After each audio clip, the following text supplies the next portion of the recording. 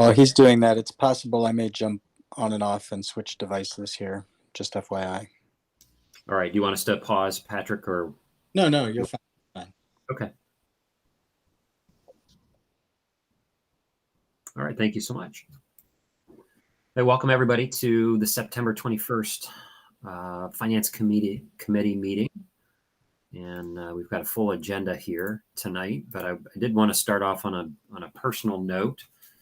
Today was an interesting day. I got to manage both my work and my children's work from virtual at-home school. So I was expressing to David that this was a really interesting Monday and quite a stressful one. So I suppose you can't see any personally identifiable information on that, since it is a student. May or may not be my own, but that is the progress report today that I had from Edmentum, our online platform. And we got some work to do. So blessings go out to really our parents and our teachers and those who are managing the school systems, because that's what we're working for right now. And it was a very long afternoon. I'll just say it that way. We have some catch-up work to do. So it's a good reminder. So today on the agenda, we do have a legislative update. We've got a couple, one House and one Senate bill that we do need to touch base on. We do have some detailed financial information district-wide. And then we have relabeled a section of our discussion topics. Instead of unit level analysis, hopefully you were able to see that relabeled as equity and transparency in spending unit level analysis. So we can start to detail month by month expenditures and give the board and the community a deeper level of analytics on spending. So whether it be per pupil or whether it be equity and transparency themed, helping finance tell the story of district initiatives. And I think we've been enjoying those discussions. So we're going to continue on with that tonight. Before I get rolling, I'll pause here and open it up to the board, chair, co-chair, and see if there's anything else that we need to add or work on. I don't have anything to add. Just to make sure, can you guys see and hear me okay? I think my connection was choppy a few minutes ago. I just want to confirm that. Yeah, better. All right, let's jump right in with the two pieces of legislation. I'm not going to project my screen if it's okay. So they are embedded. The majority of the items are embedded in the agenda tonight. Let's first talk about House Bill 305. And the first, hopefully you're seeing, it says version 5. Does everybody see version 5 on the PDF?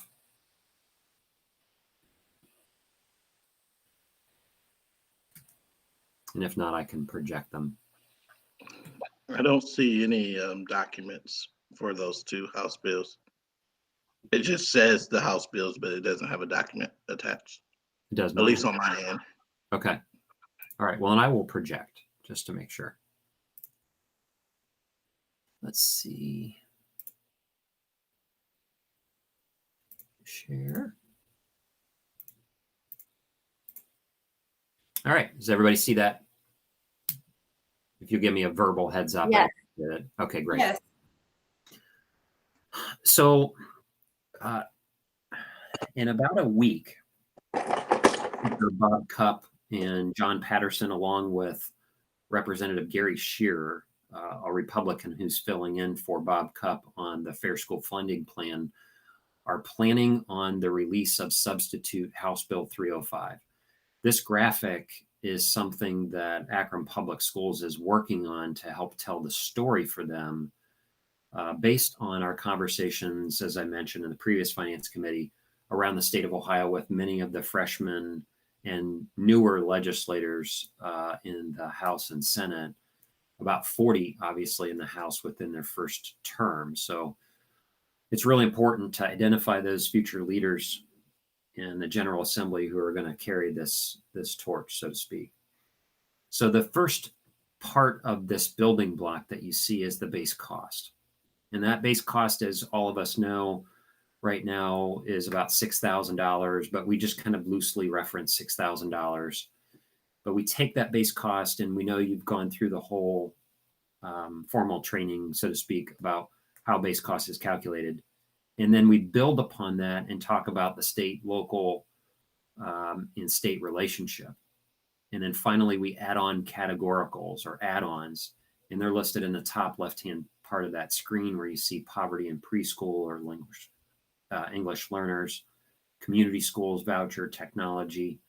So we're getting this graphic ready, as well as this is going to grow into our testimony. I just wanted you to see this in draft form, where it starts about a bipartisan approach, what it takes every student needs to succeed, and what does every district need to operate. And so we go through the narrative of the calculation to that graphic. The most complicated portion of this is the state and local responsibility.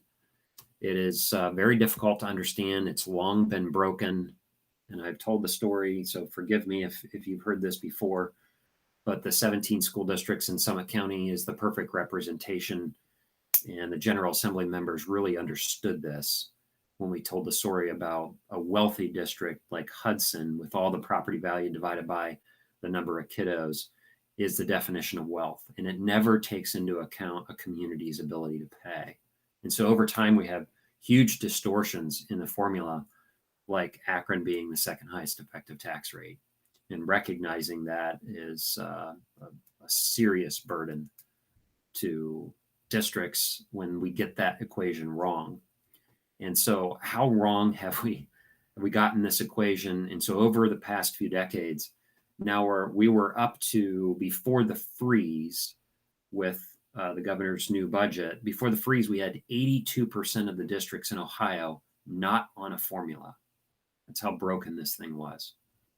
So right now, there is a lot of will to have this out, debated, passed out of the House, and a companion bill in the Senate. The reason it hasn't hit prime time quite yet is I think they're doing something wise. They're trying to answer the questions about how to fund it, how to phase it in, what stumbling blocks for both sides of the aisle, and try to get those vetted so they can have meaningful debate, listen to the proponent or opponent testimony, make the adjustments, and remove it from the General Assembly and move it on with items like ed choice. And then the next item we're going to talk about is transportation. So there seems to be a lot of will to get this completed. I've updated our General Assembly members here locally. I know they're very well connected into the conversation. And we've already had a couple senators sign on as co-sponsoring a companion bill. So it's really an exciting thing. I invite you to stay tuned. As soon as I know when this legislation is going to drop or hit, I'll let you know. And then testimony could be as early as next Tuesday or Wednesday. It did get pushed, but I'll tell you why here shortly. That is the quick summary of House Bill 305. Any questions on House Bill 305? I know Dr. Akbar, just for his professional capacity, has asked to see a lot of the detailed writings. If you'd like to see any of that or the calculations, when we do get the simulations, when they're public, could be as early as next week, I'll review those with the board or the committee in detail. Any questions on House Bill 305? David, any updates from Ohio 8, anything like that? No, in our Ohio 8 meeting on Friday, they were, talking about the potential for some testimony, things like that, but nothing else above and beyond where we're at. Great, appreciate it. Hey, Ryan, this is Derek. I just had a quick question. I guess it's more of a philosophical question. I mean, I think there's a subtle distinction between the property wealth of a district and continuing to over-rely upon the property contribution standpoint. And that's So I know these over reliance upon property wealth is, as a portion of how we calculate. And, so, and again, I know that you're better read, and I know that you're probably the most well-read, probably out of all of us on this topic thus far. So is there any, has there been any conversation about trying to identify other sources for schools as opposed to just recalibrating, what comes out of each of the existing buckets? Does that make sense? What I'm trying to ask? No, it totally does. And the huge rock is called House Bill 920. That's the major impediment. So school funding, the school funding fight for an equitable distribution and model is going to be a long battle. So we believe that having a formula that distributes based on a community's or community's ability to pay is the right first step. We have no formula in Ohio. We have no formula that recognizes increase of students, decrease of students, additional special education funds, economically disadvantaged funds, English learners. We have no formula, zero. That's the first place to start. The second place to start is probably some kind of repeal to House Bill 920. Unfortunately, that takes a constitutional amendment. Then the third place to go, and let me back up. House Bill 920 limits any growth on a levy for a school district. That is the number one reason districts have to go back to their voting public, because our revenues do not grow with inflation, yet our expenses do, period. So House Bill 920, 1976 is the number one reasons we go back to levies. We do get that pretty wrong in Ohio. I think we still lead the nation in the number of what's called referendum or levies attempted and passed for our communities. Then the third place, Dr. Hall, that you mentioned is there a more fair and equitable way to share in the expense of running our public schools and not just depend so heavily or reliant on property taxes? And the answer is yes, right? So what we talk about, a relative tax is sales and income tax, right? So those are relative taxes. And obviously that is, that's farther down the line, but those studies are out there, and I will most likely be spending the rest of my career on this subject. Just being, it's my daily professional, but yes, you're right. I don't know anybody's really tackled the taxing structure yet for Ohio. Any other questions on House Bill 305? Look for simulations and testimony next week. And as soon as we get those scheduled, we'll let you know about it. So you can dial in the Ohio News Channel, watch us live and testify to represent not only Akron, but all students in Ohio. All right, the next is Senate Bill 350. I want to present to you our draft testimony and issue a couple shout outs and thank yous.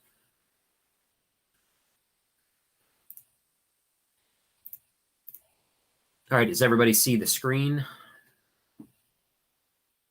Yes. Okay, great, thanks. So Senate Bill 350 was introduced a few weeks ago by Senator Brenner. And Brenner introduced this after hearing about one of the Ohio 8 districts was declaring it impractical to transport. And don't fact check me on this, but this is the general story and understanding that I have. So many of the urbans provide transportation via lots of different medians. We have our own yellow buses. We contract with outside yellow buses. We contract with Metro, and we contract with independent contractors or quote unquote van drivers, as you know. And there's a district in the Ohio 8 that had declared it impractical to transport and was offering vouchers to students that were non-public students or any choice type students. This made it around the state of Ohio, and Senate Bill 350 was introduced to require a school district to transport all students, whether it be non-public or public, on yellow buses, removing the opportunity to contract with a metro type vendor. This has received already one round of proponent and opponent testimony, I think 2 weeks ago. And then there is another round of testimony this Wednesday. We were contacted by the Ohio School Boards Association, as well as being somewhat connected to this, because we also do contract with outside agencies to help in our transportation. And I wanted you to see firsthand, and it's still being drafted. I pulled this right from Google here right before the meeting, about what the potential impact of this is going to be for us. So Senate Bill 350, as proposed, would remove a legal, viable, safe option to provide transportation to students and those of their choice. Unfortunately, this could increase the possibility of the declaration of impracticality to transport under the certain section of code that we're allowed to do it. But if not, if this is not an option for us, we would need to add 31 additional buses to our fleet at about the cost of $3 million. We need to hire and retain an additional 31 drivers. And so you can imagine there's additional wages and benefits. We're trying to get some numbers around what kind of driver shortage there is in Ohio. We do not, and I know Superintendent James and Business Manager Deb Folk know a lot more about this than I do, but the need to purchase additional property to park our buses. So just to give you an example, and David, I don't see your face, so please just jump in and interrupt me, but just round numbers. Let's say we have 100 buses that we own. It's a little bit shorter than that. And round numbers annually, pre-COVID, we're contracting with about 100 buses. Mainly because of the infrastructure, we need that extra help, storage, maintenance, attracting and retaining drivers. So Superintendent James, does that sound about? Yeah, that's correct. I mean, a big stumbling point for us, which is why we were using an outside vendor, Peterman, was the capital cost of purchasing that many buses, particularly at once, if we had to do that type of transport, with the absence of the vendors who have been providing those services for us in the past. All right, thank you. And as you can see, there's some other items of cost. They are not insignificant, with additional staff and support, liability insurance, and annual fuel maintenance repair. This is a substantial expense, and one that I believe that the General Assembly really is an understanding of the infrastructure of a public school, especially a metropolitan or urban setting, where I think we leverage the resources in and around and are excellent stewards of these dollars in infrastructure. And why not partner with city metros to make even those organizations more efficient? And I'll use the classroom analogy and then pause and turn it back over to you. But I'll use the classroom analogy. If we're able to attract and retain a student where we have 24 kiddos in a classroom and we can fill that 25th spot, whereas I know city metros can do that, why not? I think that's really good use in stewards of taxpayer dollars. So this is our proposed testimony. We have to have this completed by tomorrow at noon and turned in. And then likely I'll accompany Bill Andexler in testimony on Wednesday at 3:30. Any questions on Senate Bill 350? Hey, Ryan. Yeah, just a basic. As you sort of the cost sort of bullet point by bullet point there.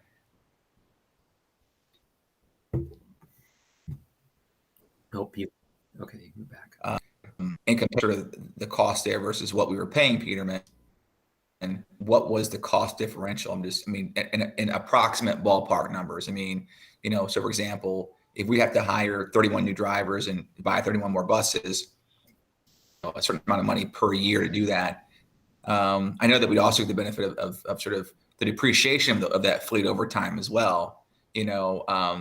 As sort of an accounting benefit. But I'm just curious, like, how does that compare with what we're Peterman a year? I don't have those numbers, but I'll work on that for you. Okay. Assuming that we'd be paying Peterman significantly less dollars than what we would be paying this. That's why I just was curious. Well, right. So if this is a permanent fixture, obviously when we're back 5 days a week, we will still need to contract with Peterman to some extent in Metro. Now, if the law goes into effect, I would imagine the law would also impact our students, not just the non-public students. So we will not be allowed to contract with Metro at all, thus contracting either more with Peterman or hiring and expanding our own fleet. So there will definitely be a long-term cost of this Senate bill, but that's something that I can get from the business and transportation offices. And who else is, I guess, this Proposed written testimony going out? financial conditional costs, right? Is that why we're? I guess at the root of it, we're opposed to the Senate Bill 350 because not only is it more costly for us too. Is that right? Yeah, I got two competing conversations there. I heard Derek. I heard you the most. Okay. I heard you. So yes, we're removing options for students and families, and it's also very costly increase to require school districts, both.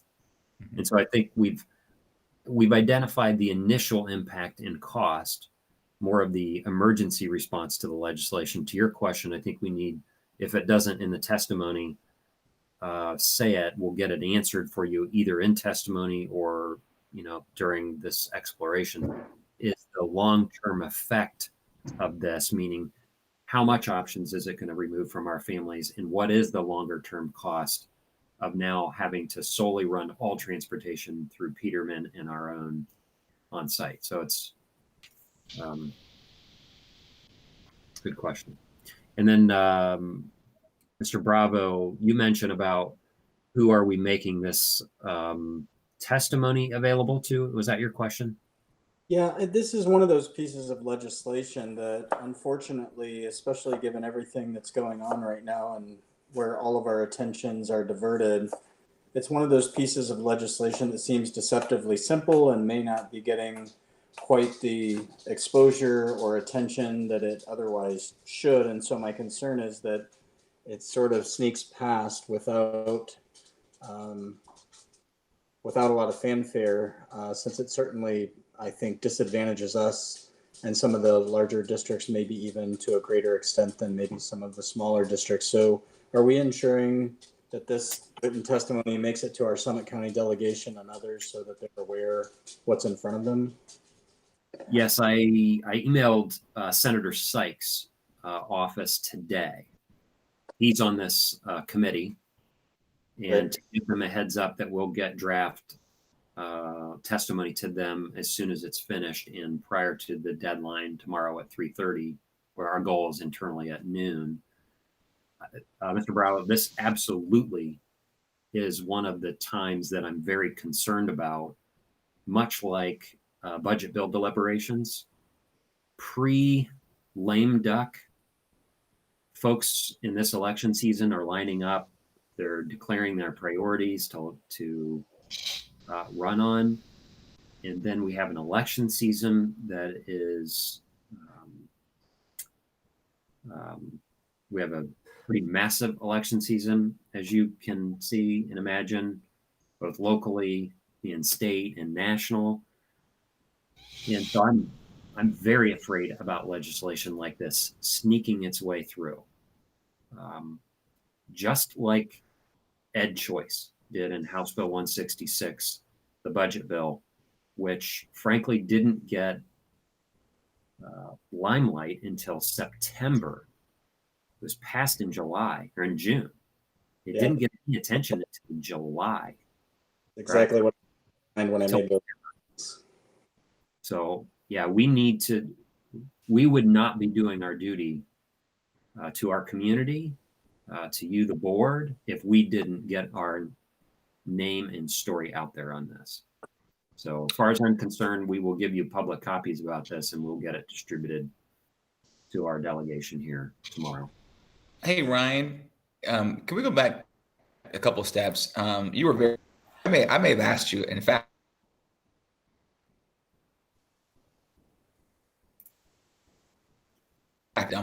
but Senate Bill 350, I mean, current state, we utilize yellow buses, we utilize Peterman, utilize contracted van driver. That's the current state. Is that right? And Metro. Okay, and Metro. And so we have four things we're using right now. If this bill passes, so if this bill okay. If this bill passes, what options does I guess that's part, maybe that's why I asked about Peterman, and it may not have been germane, so I don't want to create extra work for folks. But if this bill passes, what options are taken off the table? Is it the Metro option, the van option, and it has to be all Peterman and yellow buses, or taking but yellow buses? That's what I may have misunderstood. It will be yellow buses will be the only option. Okay. I have a clarifying question, if I could, please. So our current relationship with Metro was in the form of bus passes, correct? Correct. Oh, and those, to my understanding, those students also use those bus passes to get back and forth to work as well. So that's just something else to consider that I know is quite convenient for our families. I know my son used to use it as well. So not necessarily, a financial impact, but just convenience as well. Students being able to get back and forth to work on weekends and after school. So that's not something I would imagine a yellow bus would do, right? Correct. Right. That's correct. Now that's a very good point. We may even try to quantify that for our testimony.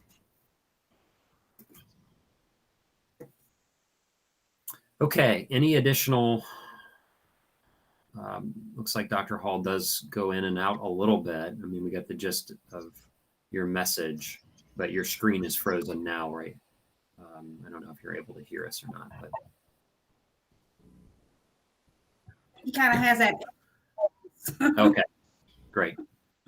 All right, we're now ready to move on to 2.02, district-wide financial information. And in this content, we have budget versus actual, appropriations, COVID-19 district reopening, finances, and then Holman Akron article. If you got the chance to see that today, answer any questions. I did get a couple questions about that. And then finally some levy timeline that I wanted to get in front of you. So the first document that I want to bring up, present now.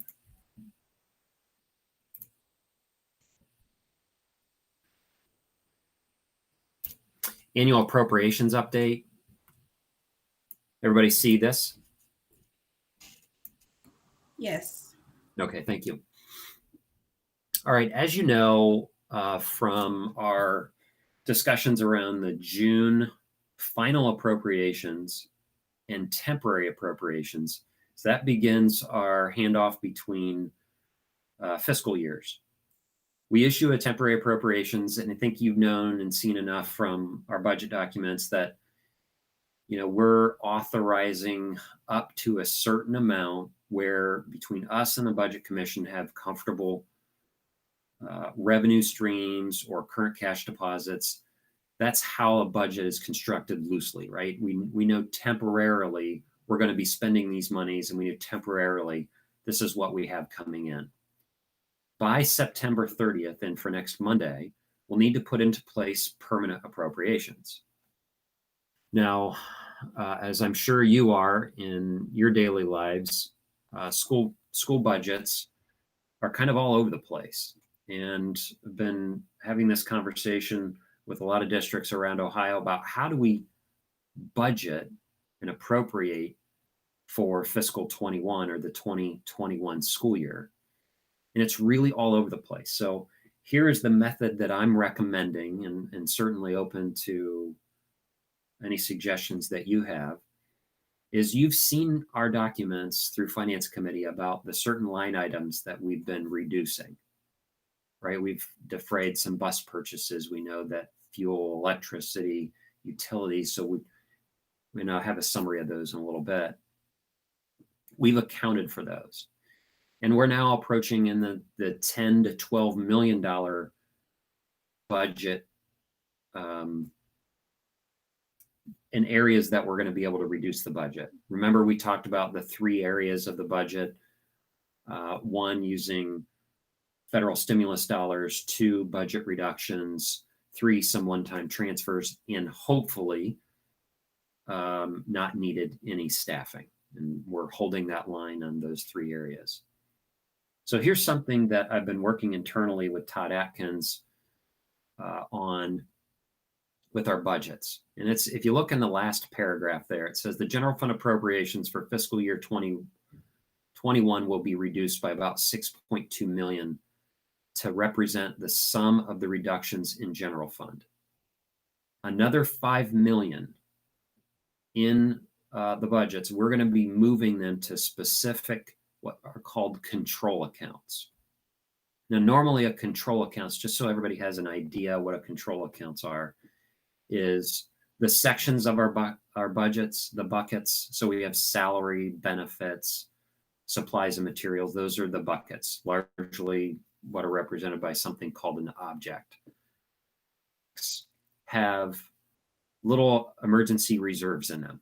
And so let's say that we have a building go over budget in their extended time. We have a control account that we can go in. It's a single line item, but it's generally very small, where we can go in and move those monies to cover that negative fund balance. And we typically don't manage those throughout the year, and they are set, and we go all the way through the year without a lot of movement in and out. The budget has been historically very, it's been counted on, right? We know what to expect from our budgets. This is a different year. We're already talking about a $14 million deficit, so we're trying to capture that. I will tell you, a lot of school districts are leaving their budgets as is. I don't believe that's the most prudent way that we should manage our budget. I think we need to show the board that we are scalpel-like going into line items in the budget. We are reducing them where appropriate. We're showing those, and we're reducing the mechanisms internally. And I'm trying to put this, hopefully I'm making sense, but we are legally allowed to leave the budget is exactly where we are. We will have enough revenue to cover what we say we can spend, no problem. But I think it's more prudent to go in and reduce those budgets, put some restrictions on these control accounts. Why do I want to do a control account?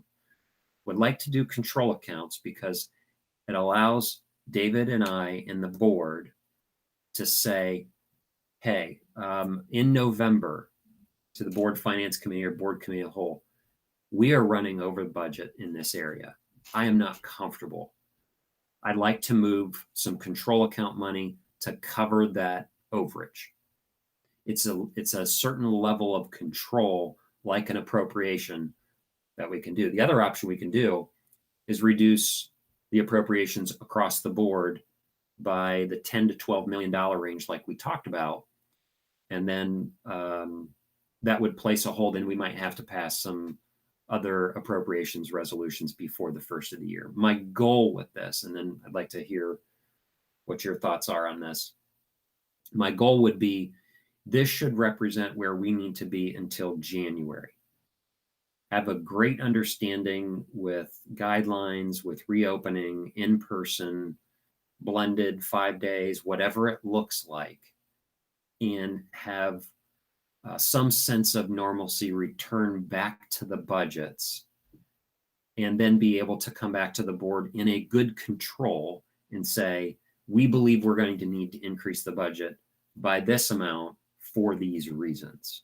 So hopefully that made some sense, but I've been working on this for a couple of months. We'll stop sharing and turn that up for questions.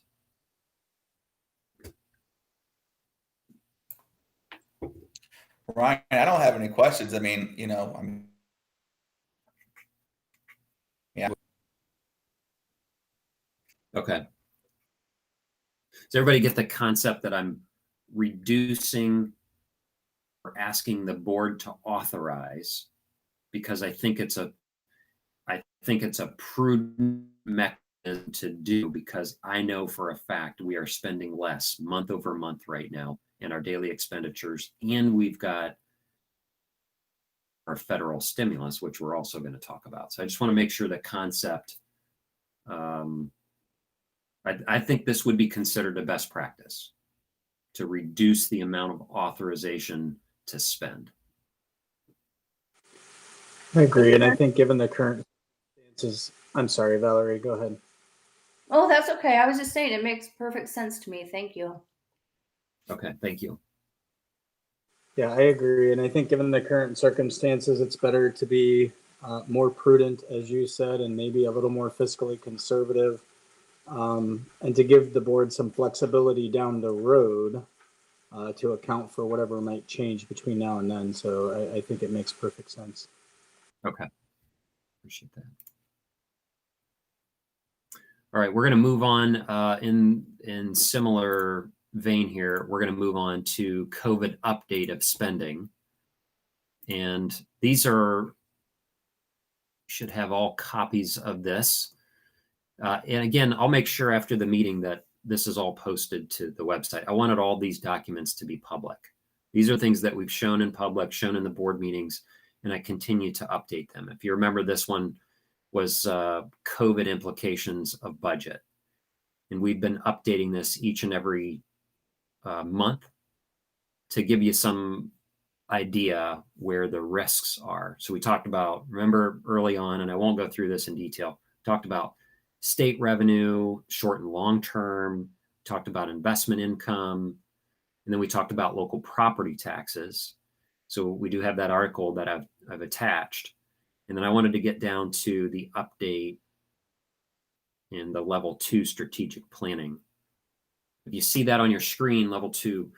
So we did obviously not pursue a levy in November of 2020, and we have talked about a $15 million deficit, which I think we've done well in planning for that. And again, just the overarching goal and planning for that deficit is, if we can finish fiscal 21, June 30th of 2021, with a very similar cash position as we just closed, we would be doing well. So that we can, as we begin to talk about levy, maybe in the next part here, we're starting from the same footprint. And I think our taxpaying public would also expect, during times that we're able to reduce those expenses, we're able to do that and show it. So here's some high points to date.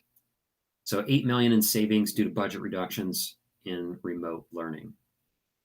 We've got $5 million in savings related to internal service funds.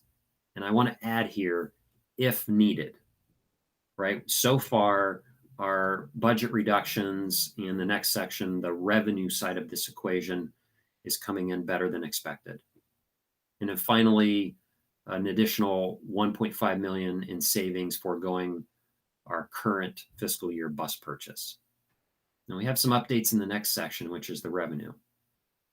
On the $10.6 million, if you haven't followed this federal court case, there's been a big win, and it has been ruled against. Remember, we talked about passing along more than the fair share to non-publics.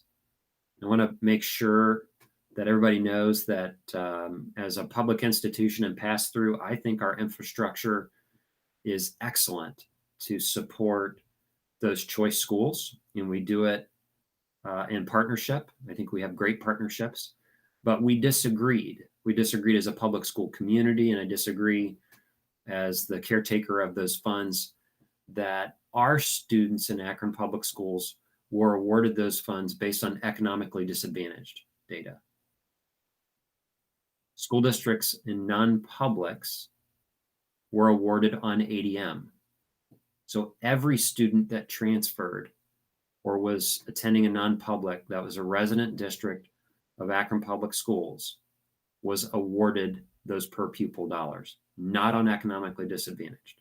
So they received a higher per pupil share, and that was challenged in court and overturned. Reconciliation process to return those dollars. Not all of them. The non-public still received their allocation. But if you remember, we had about $1.2 million. Some 20 to 30% of those funds will come back to us. We also had CARES Act or CRF funds, $1.2 million. Those have to be spent between now and the end of the year. Those have been allocated and spent.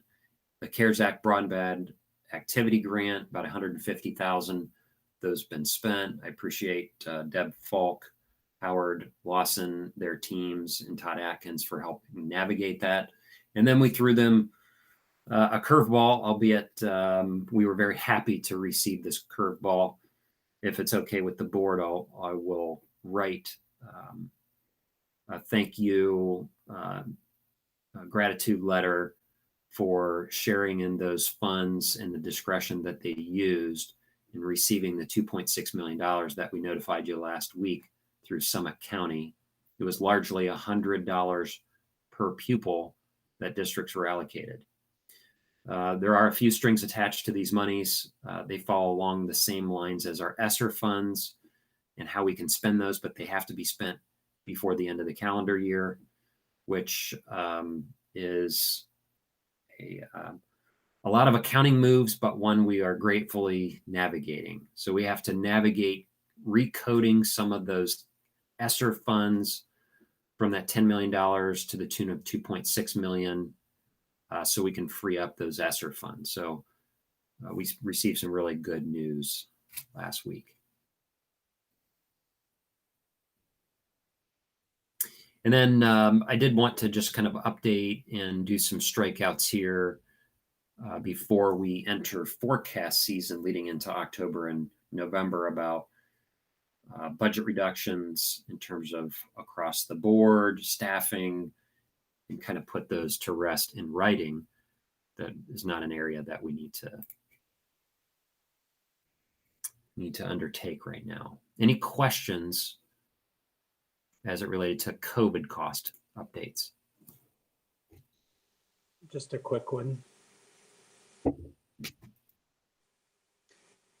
Yes. Any deferred maintenance or capital purchase costs, are those already being pushed out in the 5-year forecast to future years, or are you just pulling them for now completely?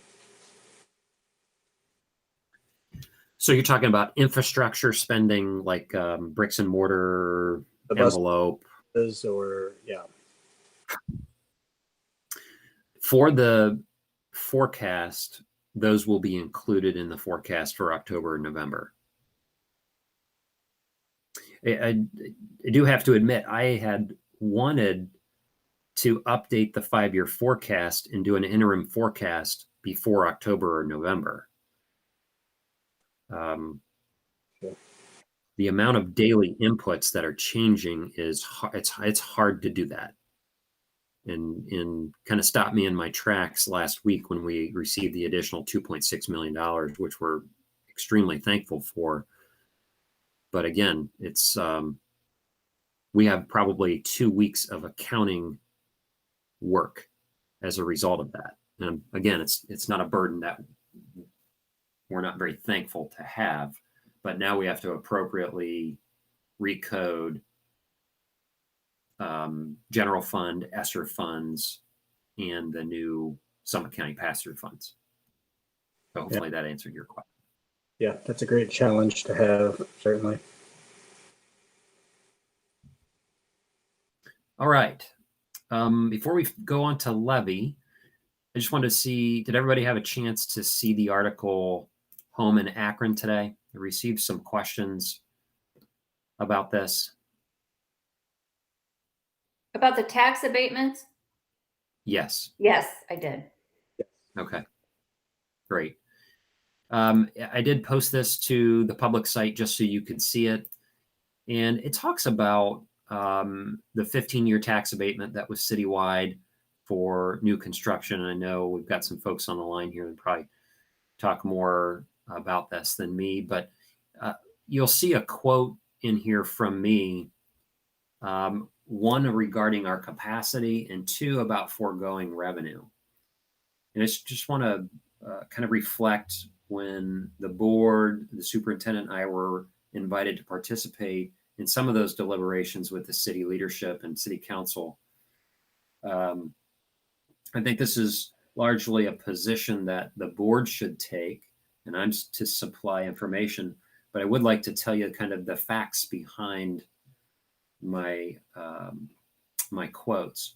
One is leading up to 2008, and Patrick and I have had this debate for years, is every 3 years in our reappraisal, we don't see a lot of inflationary growth, new construction growth. We're about 50 square miles. We're largely built out.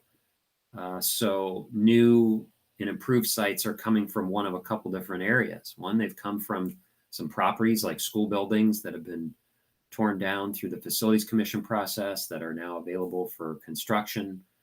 They have been stimulated through land bank growth where there's rehab and return goal and perspective, and there's not a lot of new construction.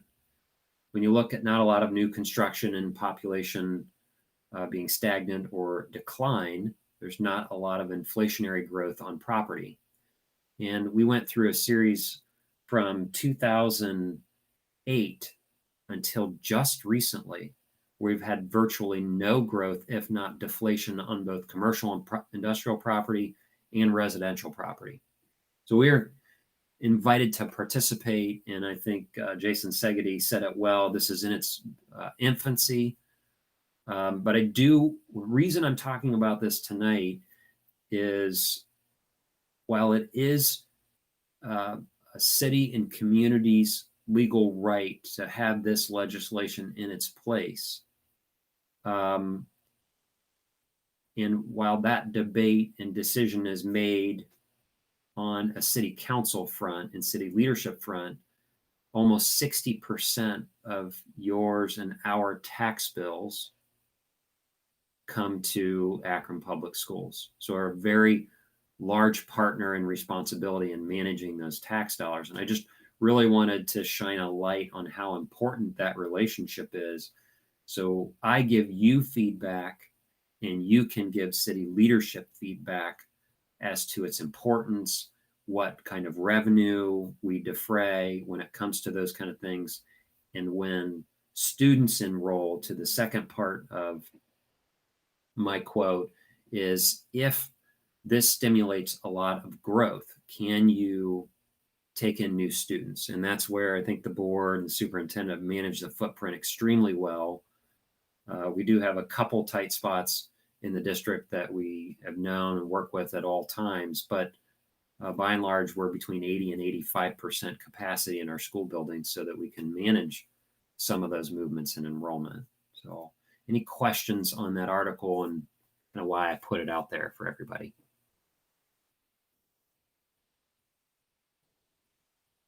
Okay. moving on. I've got a memo that I will show as it relates to levy.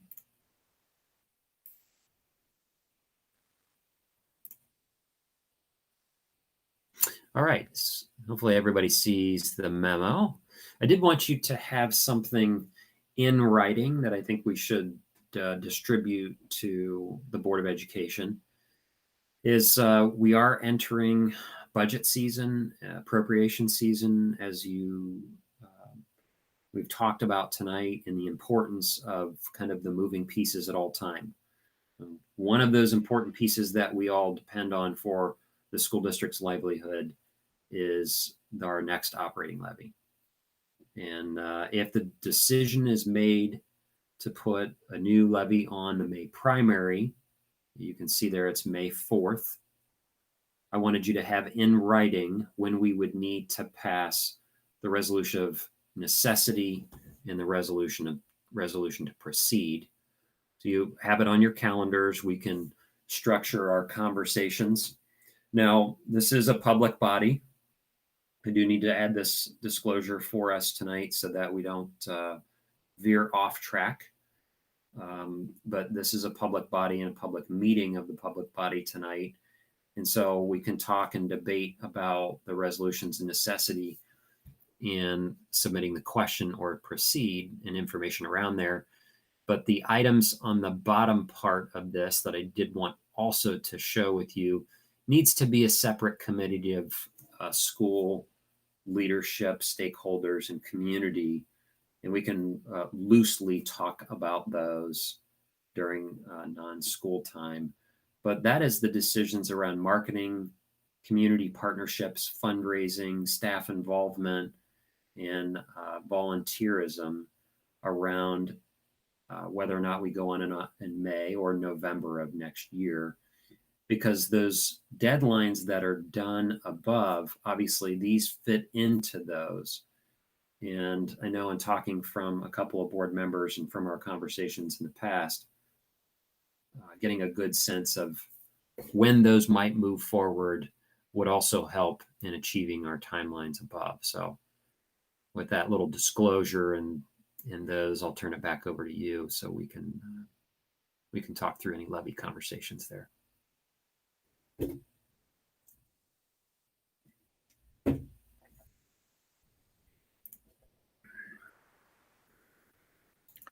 Ryan, I think this is pretty consistent,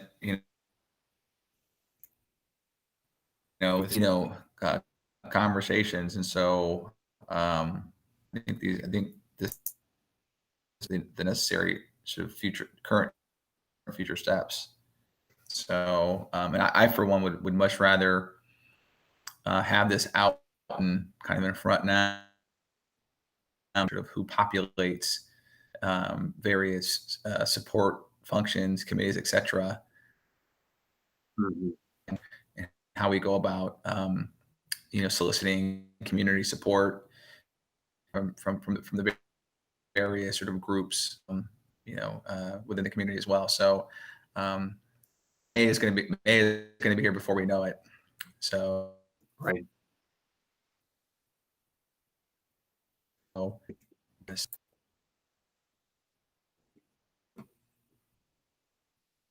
I'd like to add this, if it's okay, to our finance committee report, and I'll put this memo as something that's distributed to the whole board.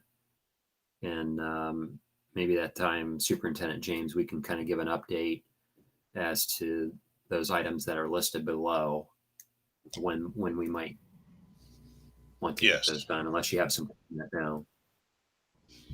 No, that's perfect. I agree. Okay. I agree with Dr. Hull. I think it's critical that we keep the conversation out front and center, and certainly keep the board up to speed. It's a great follow-up to our retreat as well. So thanks for putting it together. It's a nice timeline and kind of lays it out very easily for everyone to see the decision points that we're up against and when we need to make them.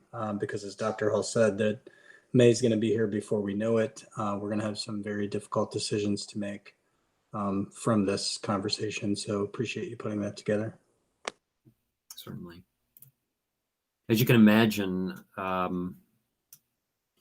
everything that we've talked about tonight have impact to this 5-year forecast, right? Whether it be COVID, spend, our appropriations resolution, our federal stimulus dollars. And these are really exceptional times to budget and forecast.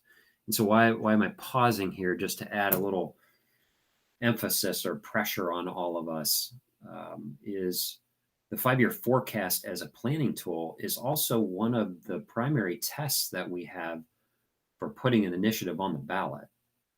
So the public debate that we have regarding all these assumptions is really important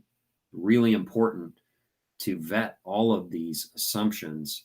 So what I'd like to do before we move on to the unit level and equity and transparency section is within the next few weeks and prior to a forecast presentation coming up, I'd like to call our stakeholder group back, our return to reopening committee back, and invite them to either a finance committee or a standalone meeting.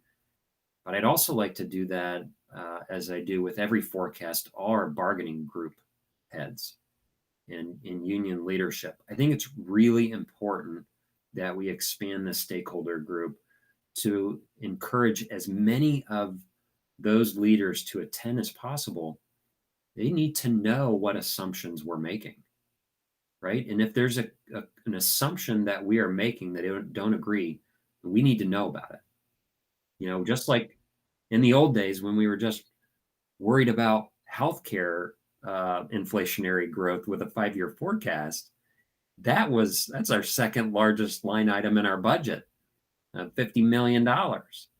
And now we're talking about an entire legacy or generation around levy planning and forecast assumptions. This is really important stuff. So with your permission, I'd like to extend that, expand the meeting, join it with finance, but I'll work on the venue if everyone's okay with that. Hey, Ryan. Yeah, I'm on board with that. I'm on board with that. You know, I do want to kind of just what you just said with respect to the inclusivity component of this. I do think that would be collaborative, collegial, and transparent. I think it's even more important that not only are we being perceived to be being, do that way. Right. I do expand being the tent.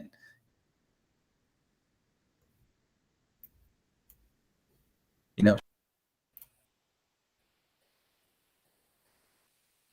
making the decision. Yeah, we're missing Dr. Hall a little bit on some of your comments. We can connect with you a little bit. I'm sorry about your connection there a little bit. Any other comments, questions before we move on? I just had a quick review on the equity and transparency navigation a little bit before we finish up. I just wanted to add too, I always got to throw in that parent piece. I think it's important too, that we have some representation, be it from our Akron Council, PTA, or some parent group, because they're an important piece as well that need to understand all of this information, because we're going to be relying on them as well to help us support the levy. So I'll go back, Ms. Autry, and see if I thought we had PTA representatives on our reopening, but maybe not on finance. We can definitely add that to the list. I would suggest that we add students as well. Our student board members, maybe. Yep. Yeah, both of those are great ideas. I love them. Or even some of the wonderful scholar athletes. Yeah, I think when you, with everything that we're doing, we should think about broadening the stakeholder groups. I appreciate you saying that, Ryan. And one of the things that I think might be important if we look at each one of our classification of employees and make sure there's representatives from each one of those classifications. And it's not just, all teachers, for example, even though we definitely need to make sure we have teachers. I want to make sure we don't leave them out neither, but them, and then also, I'm sure there will be some administrators, but looking at all the classifications. Yeah, we'll expand that group from the reopening RRAP reopening team to bargaining group chiefs, PTAs. We'll expand that for this next round of conversation, and maybe Superintendent James, as we have a student right here that you saw pop in. We open it district wide and maybe say it as a COVID reopening in the budget and fiscal realities that we have. Maybe we have a special finance meeting, something like that. And I think that would be good timing leading into a 5-year forecast and potentially leading into levy conversation. I think that actually works very well. Right. Particularly for our citizens committee, which has to do the fundraising, and our employee groups are important to that effort as well. And my son Clinton just stopped in to say hi. He's in between his virtual world of schoolwork and dance and those kind of things. So it was nice to see him. I'll be with you in 1 minute. Okay. Hey, Ryan. Yes. Just one thing. I turned my video off, so maybe I get enough bandwidth to be heard. Yeah. Relates to Dr. Akbar's point about, during that we nation from sort of each.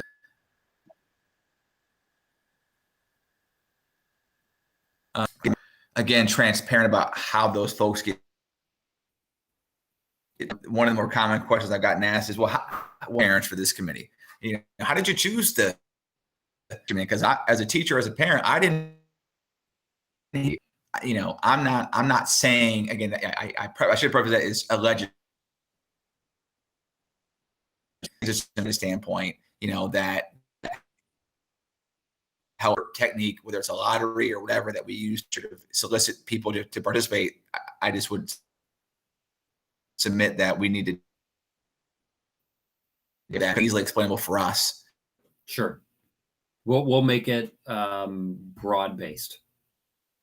And this might be a little bit of a roadshow.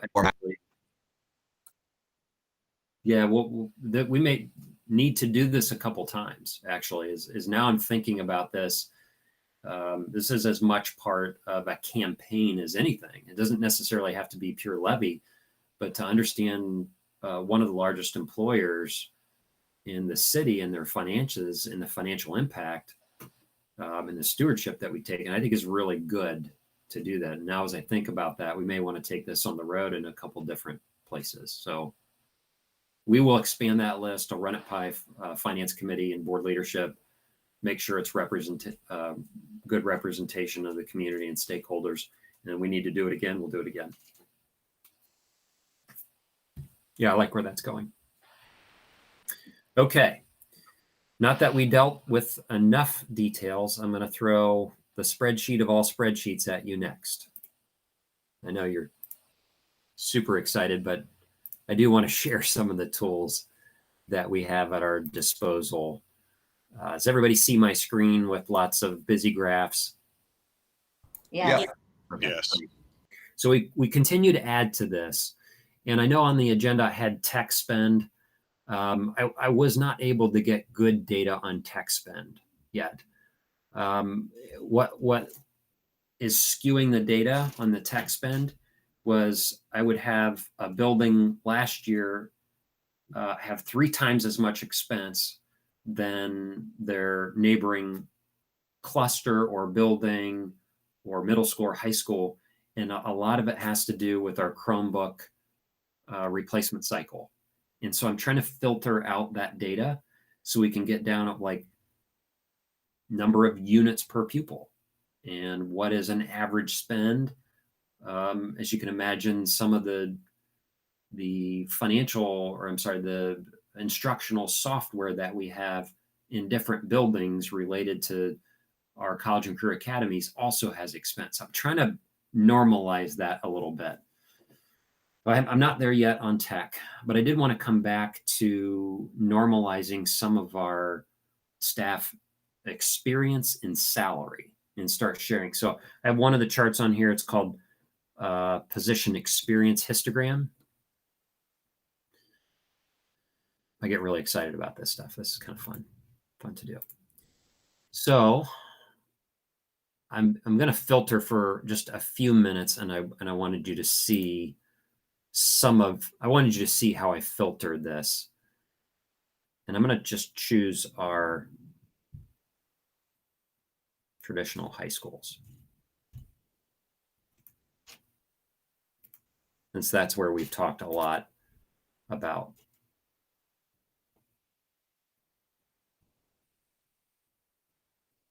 Hopefully you see this updating on the screen as we were going through it. And I know it's very small, but I'll try to expand it. And then we're going to get rid of, see in the bottom right-hand corner is all of our positions.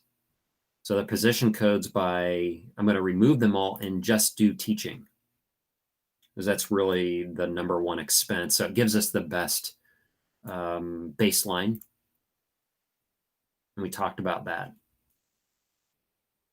And at the top are our high schools. I missed one.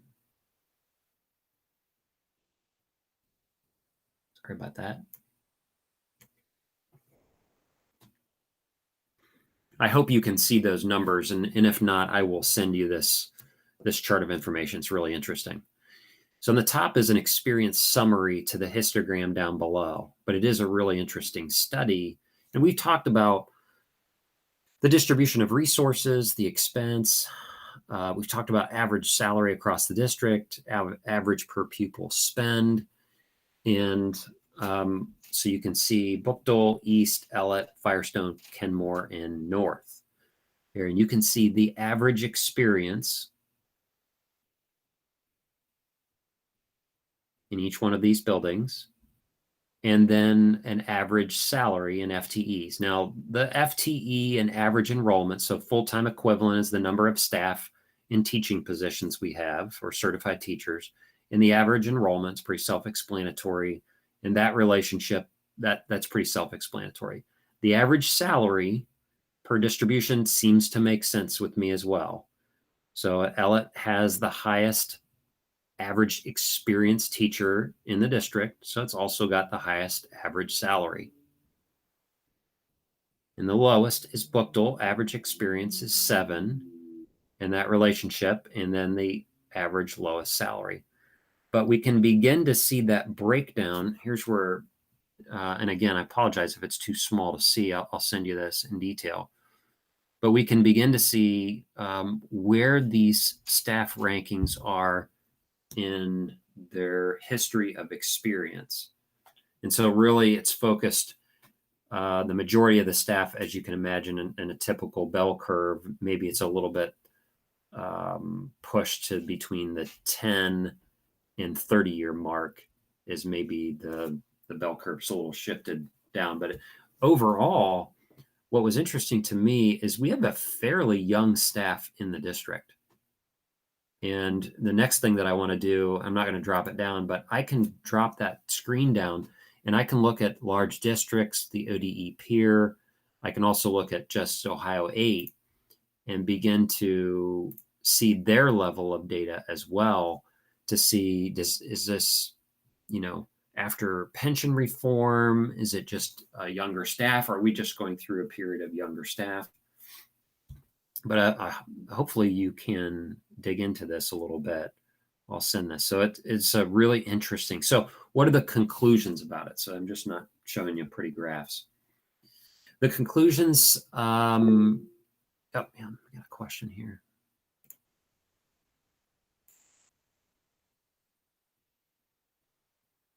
So this information is helpful in an experience with Bookdale having an average newer teachers and having the most, maybe something to look at as well when we layer equity onto it. Exactly the case, right? So as we layer equity into this and begin to engage all those same stakeholders, into that equity, and bringing the education side of the house into this conversation is going to be, I think, an important debate, important discussion. I'll let questions drive this. Okay. So the conclusions that I've drawn from this, couple-fold.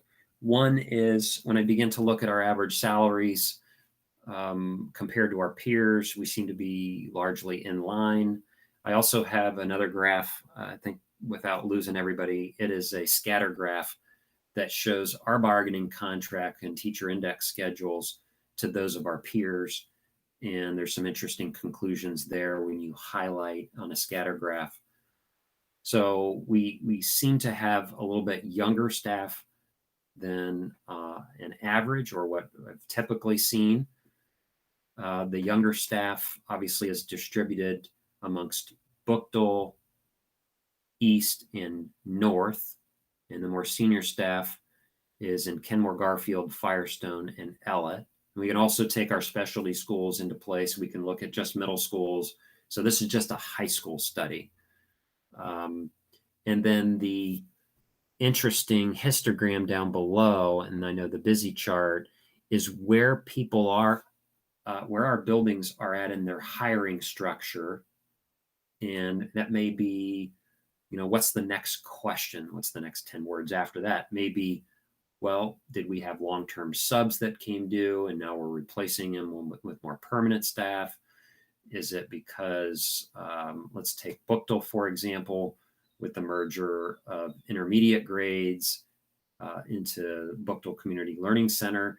What does that role have to play there in the expansion of those grades? So I want to go through some of those questions. And when we get into this equity template, really let your questions drive the data analytics. But as you can see, it's pretty powerful stuff.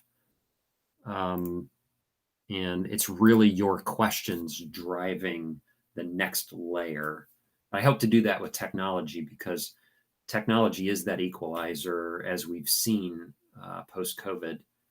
And I think that may even, our technology story may even turn into some future testimony as it relates to federal stimulus dollars, or at least is my hope.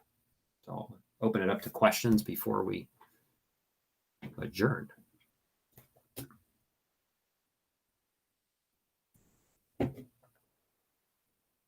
I'll send that presentation out. I don't have any questions, though. I just wanted to thank you. It is very interesting, and I look forward to getting deeper into the different things that we can examine with this application. Yeah, just important. Okay. All right. Great. Yeah, I'm still anxious. Maybe a few more weeks. We'll see how COVID is treating us. I'd love to get together after we determine it's more safe and socially distanced. We can have just a Forecast 5 session. It is really hard to do. Share screen and see your interactions and get questions and go filter. So hopefully we'll be able to do that in the future. Okay. Well, I'm going to go and review homework for a certain individual who may or may not have been on the screen, who may or may not be listening still yet. May the force be with you. All right. Thanks, everyone. Thank you. All right. Good night, everyone. Thank you. Bye, everyone. Bye.